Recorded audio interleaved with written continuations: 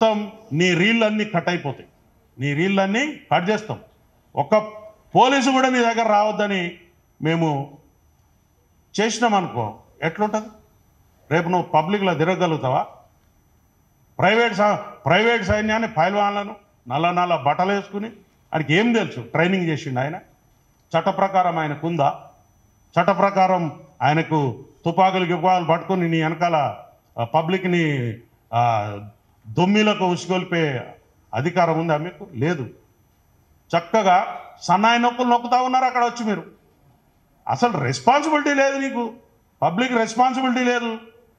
వచ్చినావు ఈ Jubilee hills లాంటి ఇవి తెలంగాణ గడ్డకు హృదయం లాంటి జూబ్లీ హిల్స్లో రూపాయలు ఖర్చు పెట్టకుండా భూములు జాగలు వచ్చినాయి మీకు. అవి పబ్లిక్ పైసలు, ప్రజల యొక్క సొమ్ము.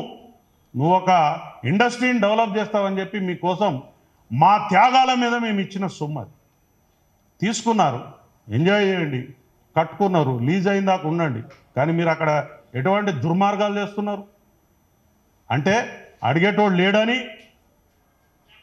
క్వశ్చన్ చేసేటోడు లేడని మీ ఇష్టం వచ్చినట్టు నాటకాలు చేసుకుంటూ పోతే సమాజం ఊరుకోదు. ముఖ్యంగా ఎవడో ఒకడికి కడుపు మండుతుంది, దానికి తీవ్రంగా మీరు భారీ మూల్యం చెల్లించవలసి ఉంటుంది. చట్టం తెలుసుకుని చట్టాన్ని గౌరవిస్తూ చట్ట పరిధిలో నువ్వు ఉంటేనే ఈ దేశంలో పౌరుడవుతావు. లేకపోతే ఈ రాజ్యంలో నీకు ఎటువంటి స్థానం ఉండదు. నాకు కొమ్ములు ఉన్నాయి, లేకపోతే నాకు అపరిమితమైనటువంటి పవర్స్ ఉన్నాయి, నాకు తుపాకులు ఉన్నాయి, కత్తులు ఉన్నాయి, కటార్లు ఉన్నాయి అంటే ఏం జరిగింది? మొన్న మీ సోదర సభ్యులకు ఇచ్చిన తుపాకులు వాపసు గుంజుకున్నారు. పబ్లిక్ అన్రెస్ట్ అయితే ఏమైంది? మీకు ఊర్లో వదిలిపెట్టి పారిపోవాల్సిన పరిస్థితి వచ్చింది. మీరు చక్కగా ఉన్నారు, మీరు కోర్టు తలుపు తట్టారు, మీరు కోర్టు యొక్క నిబంధనలను తూచా తప్పకుండా పాటిస్తూ మీరు చట్టబద్ధమైనటువంటి జీవితాన్ని గడిపితే ఎవరికి అభ్యంతరం లేదు.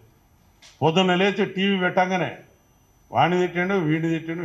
ఏంటిదండి ఇది? What is this? We are in the society. నువ్వు ఏమనుకుంటున్నావు? నీ పైల్వాన్గిరి ఎవడి ముందు చూపిస్తున్నావు? నీ ఇంట్లో నీ కాంపౌండ్ లోపల చూపించాలి.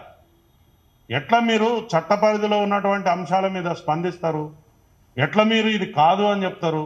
మీ దగ్గర ఏమి ఏజెన్సీ ఉంది? ఈరోజు డెమోక్రసీకి దేవాలయం